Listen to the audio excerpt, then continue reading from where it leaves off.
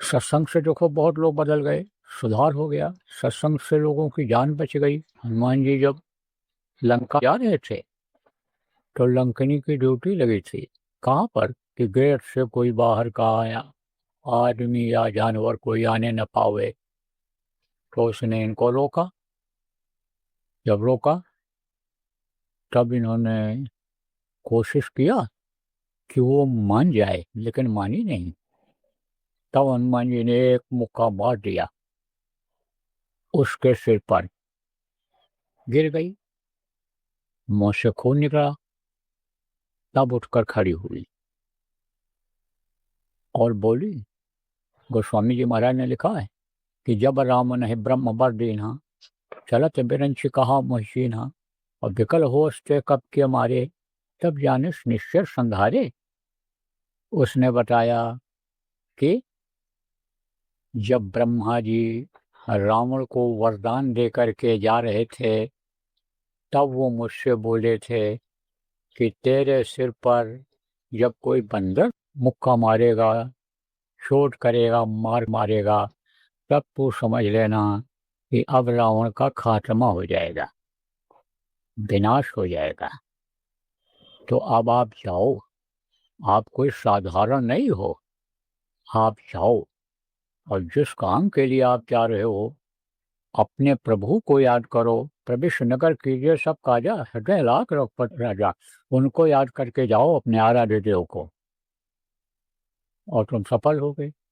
हमको विश्वास हो गया, क्योंकि ब्रह्मा जी ने कहा था, दो बात कहा था उन्होंने, ज्यादा कुछ नहीं, तो सत्संग की बात कहा था, जो उसको याद ना आता तो हनुमान जी दोबारा मुक्का मार देते तो जान बचती नहीं बचती।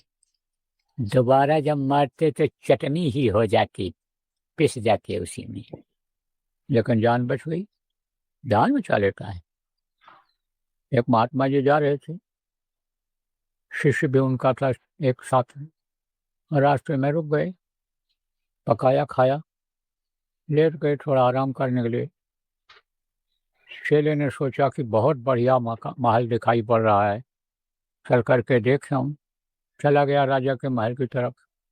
तो राजा क्या करता था, साधुओं को बुलवाता था अगर उधर से दिखाई पड़ जाए, और बुला करके आदर सत्कार करता, खिलाता पिलाता, लेकिन सवाल करता था।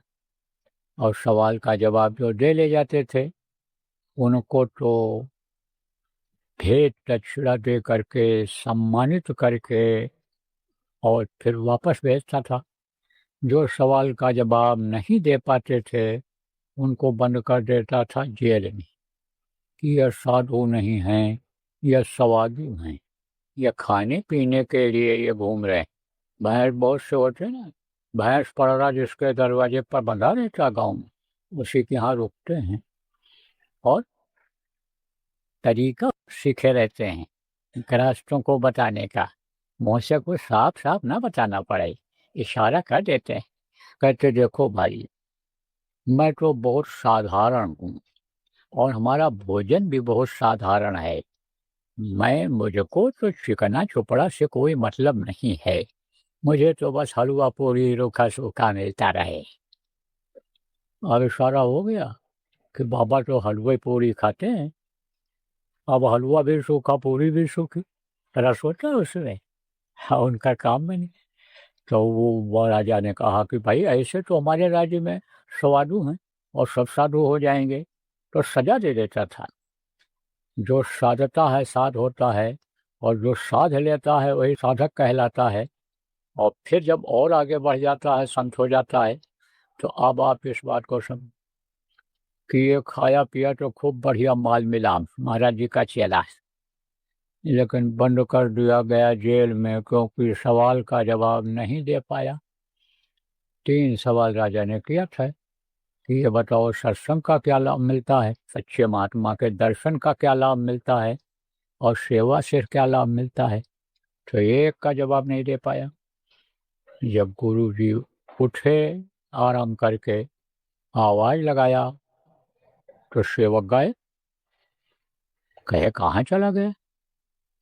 बन के आंख देखा, और वो तो चला गया चक्की पीसने।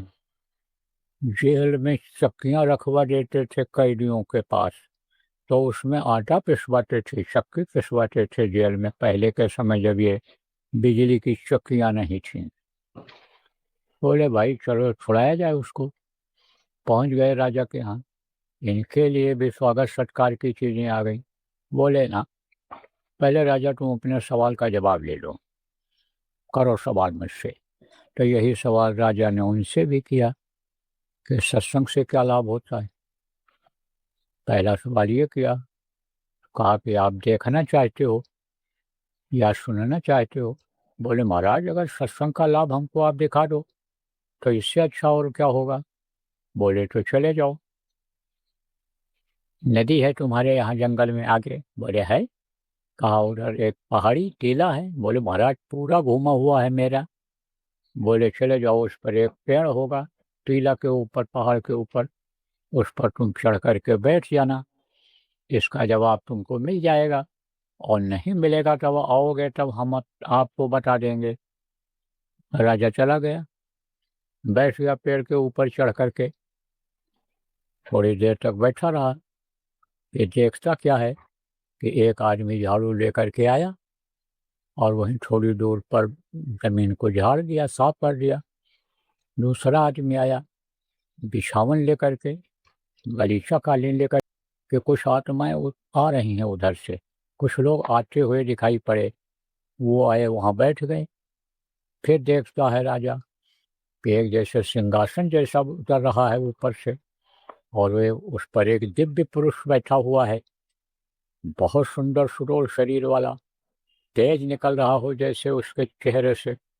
तो वो आया और कुछ सुनाया, और लोग बिल्कुल ऐसे मंत्रमुग्ध जिसको कहते हैं, आप ऐसे बैठे सुनते रहे जैसे पिन ऑफ साइलेंस कहते हैं इंग्लिश में, कि सुई भी गिर जाए तो उसकी आवाज़ आ जाए, इतना चुपचाप बैठ करके लोग सुनते रहे। उसके बाद में फिर वो ऐसे सिंहासन उल्टा हुआ दिखाई पड़ा राजा को। आदमी चले गए, फिर वही आदमी आया, अपना बिस्तर उठा करके लेकर चला गया। राजा बैठे देखते रहे कि और क्या देखें, और क्या होता है देखें, और क्या होता है। तो और काफी देर तक कुछ नहीं हुआ। फिर राजा उतरने लगे, चलो महात्मा से पूछेंगे। उन्होंने तो कहा था कि लौट के आओगे बताएंगे, नहीं समझ में आएगा तो अभी तो कुछ समझ में आया नहीं। तब तक एक काला कलूटा कुरूपी अपंग जैसा, टेढ़ा मेढ़ा शरीर जैसा आदमी आता हुआ दिखाई पड़ा। तो राजा फिर रुक गए। वो आया और वहीं पर लौटा, ऐसे लौटने लगा, और लौट करके अपने शरीर को उसने साफ किया। जब झाड़ा, कपड़े को उतार के झाड़ा, तो निर्मल स्वच्छ साफ शरीर दिखाई पड़ने लग गया, और चलने फिरने जैसे सब लोग चलते फिरते ऐसे चलने फिरने लायक हो गया। तब राजा ने कहा अब इससे चल कर के बात करना ठीक रहेगा। यह तो चमत्कार हुआ इस जगह पर, इस भूमि पर लेट लेने से, इससे पूछा जाए तब राज खुलेगा। तो राजा गए तो बोले कि भाई आप कौन हो। तो उसने कहा कि मैं एक पापी हूँ, मैं दिन भर बहुत पाप करता हूँ, क्योंकि मेरी पाप करने की आदत बन गई, और पाप काशी रोटी मैं खाता हूँ। तो इस पाप से सुबह से लेकर के और शाम तक मेरा शरीर जैसे पहले आप आते हुए देखे होंगे वैसा हो जाता है। लेकिन इस जमीन पर सत्संग होता है, तो सत्संग में तो हम पहुंच नहीं पाते हैं, कोशिश बहुत करते हैं, है, लेकिन समझ लो कि यानी पाप कर्म ही मुझे नहीं आने देते हैं, वही बाधा डालते हैं। लेकिन जब मैं यहाँ पर आता हूँ सत्संग के बाद और लौट लेता हूँ, तो मैं बिल्कुल ऐसे स्वच्छ साफ हो जाता हूँ।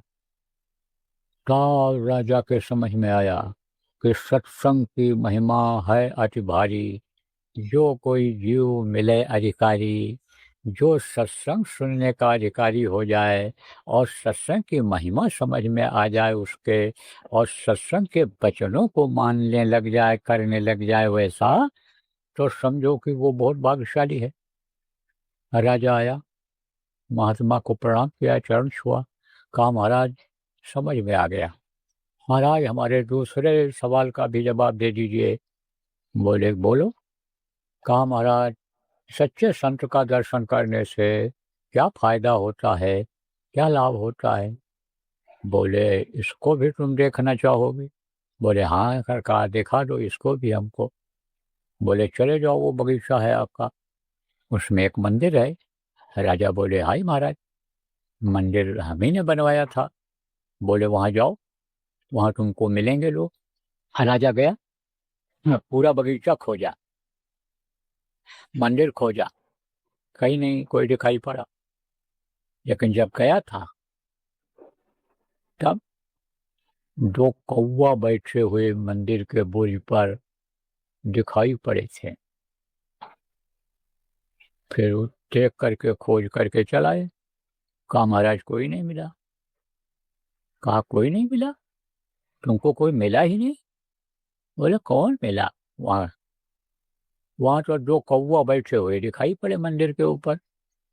बोले अच्छा। महात्मा बोले फिर जाओ। राजा फिर गया तो देखा कि कौवा की जगह पर दो हंस बैठे हुए हैं। खोजा मंदिर में, बगीचे में, कोई मिला नहीं। चलाए, बोला महाराज कोई नहीं मिला, जहाँ कौवा बैठे थे वहीं हंस आके बैठ गए हैं। बोले फिर जाओ। कि भाई ऐसा तो नहीं कि हमको बेवकूफ़ बना रहे हों दौड़ा दौड़ा करके। बोला महाराज कितनी बार दौड़ाओगे, कितनी बार जाना पड़ेगा? बोले एक बार और चले जाओ। तो गए राजा, देखा कि दो जो हंस बैठे हुए थे वही दो आदमी बैठे हुए दिखाई पड़े।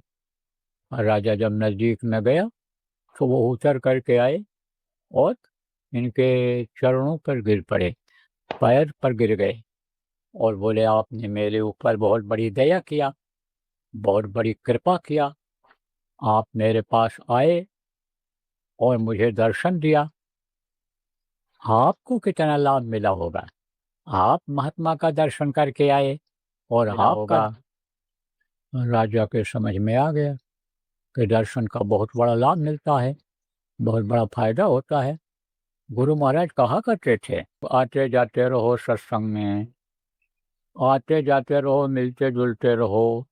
गुरु की महिमा के बारे में उन्होंने बताया कि गुरु का दर्शन हो सके तो रोज करो, नहीं दूसरे दिन तीसरे दिन करो, हफ्ते में एक बार करो, 15 दिन में एक बार करो, महीने में एक बार करो, 3 महीने 6 महीने में एक बार करो, और नहीं तो साल में तो एक बार जरूरी है। यह कब की बात है? जब 6 महीने लगते थे, 3 4 महीने लगते थे गुरुओं के आश्रम पर जाने में, पैदल लोग जाते थे तब की बात है। एक कोने से चले जाओ दूसरे कोने में पहुंच जाओ, फिर लौट करके आओ, फिर वहीं पहुंच जाओ, तमाम सवारी का साधन हो गया। और तमाम देखो ये एक्सप्रेस वे बनते चले जा रहे हैं, है 6 घंटा 8 घंटा दिल्ली से बम्बई पहुंच जाओ। तो ये तो उस समय की बात थी। और उस समय पर कबीर साहब ने यही बात कही थी कि बरस दिना में दरस न कीना, ताको लागे दोष, और कह कबीर हुआ को कभी न होवे मोक्ष। उन्होंने कहा एक बरस में अगर गुरु का दर्शन नहीं करते हैं तो उसको दोष लगता है। आप ये समझो उसको मुक्ति मोक्ष नहीं मिलता है, रास्ता मुक्ति मोक्ष का बंद हो जाता है। तो ये तो संतों की बात है, संतों की महिमा, संतों का कही हुई बात है। कहा आपने मेरे ऊपर बहुत बड़ी दया किया, आप संत का दर्शन करके आए, दर्शन दिया। तो राजा के समझ में आ गया कि संत के दर्शन का कितना बड़ा लाभ मिलता है। और एक सवाल और रह गया कि सेवा का कितना बड़ा लाभ मिलता है। क्योंकि देखो बहुत से लोग तो सेवा करना ही नहीं चाहते हैं, कहते हैं हमारी पोजीशन खराब हो जाएगी, हमारे कपड़े खराब हो जाएंगे, हमको लोग बड़े आदमी नहीं कहेंगे। दौड़-धूप खूब करेंगे, बढ़िया कपड़ा लगा-लग पहने रहेंगे और सब व्यवस्था भी कराएँगे, केवल हुकुम देंगे। कर नहीं पाएँगे, कर नहीं सकते हैं।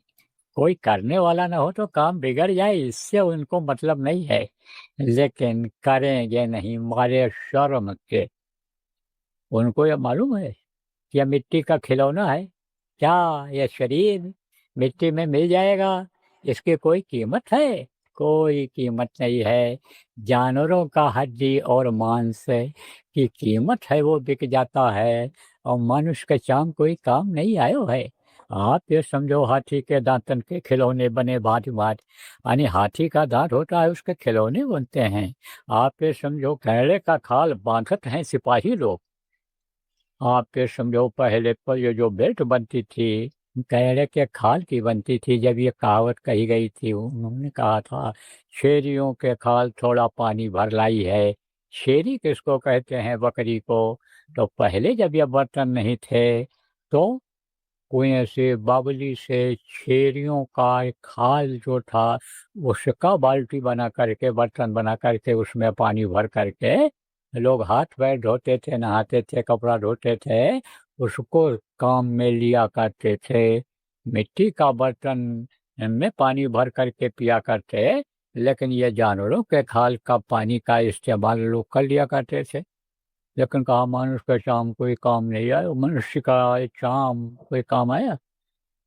जानवर का चमड़ा बेचने के लिए बाजार में जाते हैं, हड्डी बेचने के लिए जाते हैं, मांस बेचने के लिए जाते हैं, बुला करके लोग खरीदते हैं और मांस लेकर के कोई जाओ, कहो लो आदमी का बहुत ताज़ा-ताज़ा मांस है, बहुत ताज़ा-ताज़ा खाल है, ये देखो बढ़िया नरम मुलायम।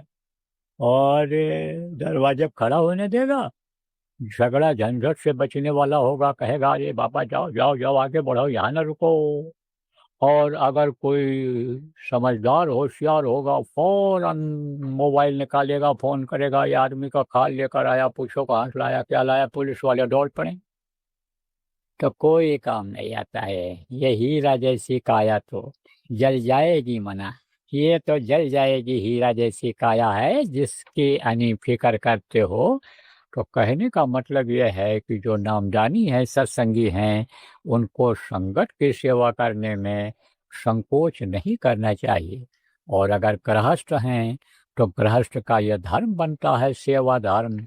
यही धर्म है सबसे सेवा धर्म कठोरा। यह सेवा